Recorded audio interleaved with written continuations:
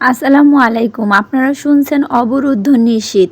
লেখিকা তেজস্মিতা মুর্তজা। কণ্ঠে আমি সাদিয়া। পর্ব ১।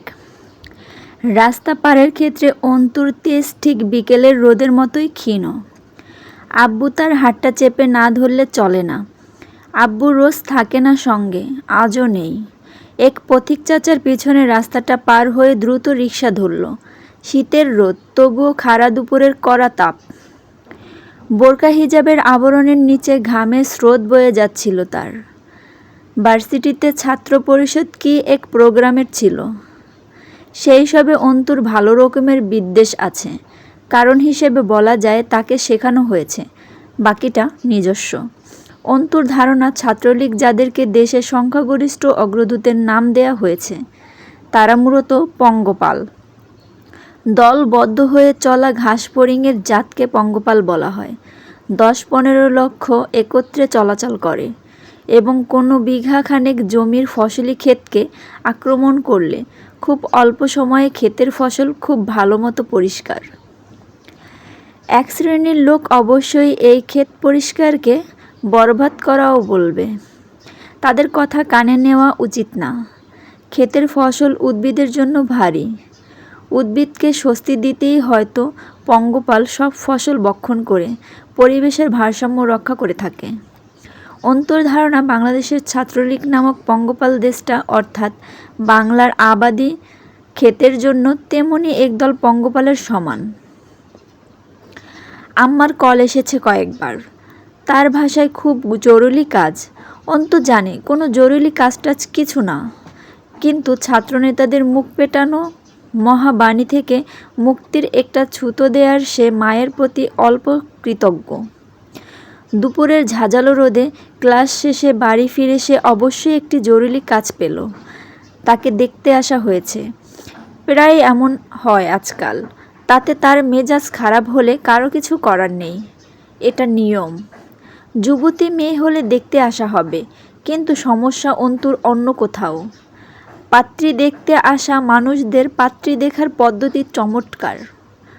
অন্তু শুনেছে আগের জামানায় এভাবে দাসী কেনাবেচা হতো। মেহমান মোট ৬ জন। পাত্রের মা, ফুপু, বড় বোন, চাচা, ফুপা ও ঘটক। অন্তুকে কোনোরকম বোরখা খুলিয়ে রাবেয়া নিজের একখানা নীল ও গোলাপি রঙের মিশেল রাঙা শাড়ি পরালেন। গুরুজনেরা বলে গেছেন পাত্রী দেখাতে শাড়ির বিকল্প নেই। নতুন বউ যেমন হয় ওভাবে মেয়েকে পাত্রপক্ষের সম্মুখে হাজির করতে হয়। তাহলে চোখে বিঁধে যায়, তারা আন্দাজ করতে পারে বউ হলে বুঝি এমনই লাগবে। অন্তুর কথা মতো পুরুষ দুজন বারান্দায় অবস্থান নিল, কিন্তু জানালা দিয়ে উকিঝুঁকি দেয়া চলমান। অন্তু এতগুলো অপরিচিত মানুষের সম্মুখে অস্বস্তিতে কাতর হয়ে বসে রইল। নজর স্থির রইল মেঝেতে। প্রথমে কিছু সাধারণ জিজ্ঞাসাবাদ হলো, কিন্তু পাত্রের ফুপু সচেতন নারী। তিনি উঠে এসে চট করে অন্তুর মাথা থেকে শাড়ির আবরণ ছড়িয়ে খোপাটা খুলে ফেলল। এক রাশি সামান্য কুকড়া কোমর ছোঁয়া চুল বিছিয়ে পড়ল পিঠের ওপর। অন্তু তখন রাবেয়ার দিকে তাকায়। রাবেয়া ভয় পান মেয়েকে। তার চেয়ে বেশি সেদিন মেহমানদের সামনে এতিমের মতো লাগলো। তার কিছুই করার নেই, যা হচ্ছে স্বাভাবিক। অন্তুকে এপাশ ওপাশ ঘুরিয়ে দেখা হলো। এত রূপসী কনে তাদের ছেলের পাশে পূর্ণিমার চাঁদের মতন ঝলমল করবে ভেবে তাদের চোখ চকচক করে উঠল। নিয়ম তো নিয়মই। তারা পর্যবেক্ষণ জারি রাখল। এই যে অন্তুর দুটো ভুবন মাতানো চোখই যে কেউ ঘায়েল। গায়ের রং মসৃণ ফর্সা, চেহারার উপর ছোটোখাটো মানানসই নাকখানা, সুঢোল থুতনির উপরিভাগে মহান শিল্পীর পেন্সিলের আছড়ে তোলা ঠোঁট দুটো। কোনো যুবতীর ক্লান্ত গম্ভীর মুখখানাও বুঝি চোখ জড়ানো সুন্দর হয়। চুল ছেড়ে দেবার সঙ্গে সঙ্গে জাদুর লাঠির মতন চিকচিক করে উঠল রূপ।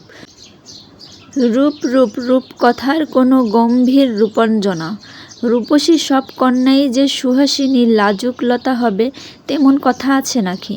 কেউ কেউ অন্তুর মতন কঠিন সৌন্দর্যের সত্তা অধিকারিণীও হবে, যাদের রূপের বিমোহনে ডুবতে গেলে সঙ্গে কাঠিন্যর এক আঘাতও সহজভাবে গ্রহণ করতে পারতে হবে।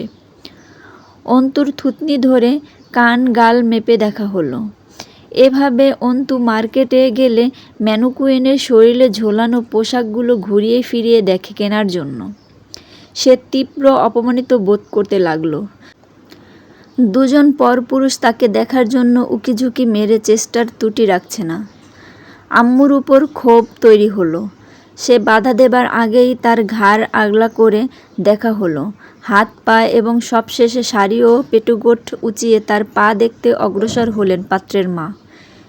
এটা বাড়াবাড়ি হলো কিনা বলা যাচ্ছে না, কিন্তু অন্তু একটানে নিজেকে ছাড়িয়ে উঠে দাঁড়িয়ে বলল, আপনারা মেয়ে দেখতে এসেছেন নাকি হাটে গরু কিনতে এসেছেন? পাত্রের মা অবাক হলেন। রূপবতীর নির্ভেজাল গাম্ভীর্যে, এরপর কথার কাটাকাটি, তারপর বলেন, ও মা, এ আবার কেমন কথা? মেয়ে দেখতে এসে মেয়ের পা দেখা কি অপরাধ নাকি? জি না, অপরাধ নয়, মূর্খতা।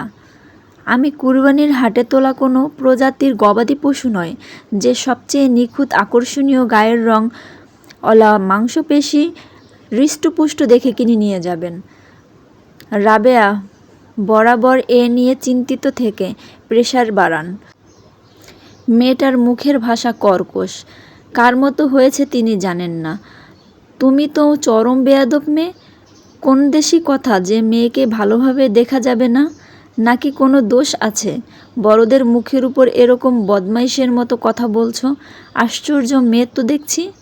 দেখতে আসছি তো দেখব না? দেখবেনটা কিভাবে? ঠ্যাংয়ের কাপড় তুলে মেয়ের ঠ্যাং দেখবেন ফর্সা কিনা? এইভাবে মেয়ে দেখে? তোমার কাছে মেয়ে দেখা শেখা লাগবে না। তুমি শিক্ষিত কিন্তু অসভ্য। এই শিক্ষার কোনো দাম নাই, বুঝলা? মেয়েদের আসল শিক্ষা নরম স্বভাবে। একটা মেয়েকে বউ করে বাড়িতে তুলব, দেখে শুনেই তো নেব নাকি?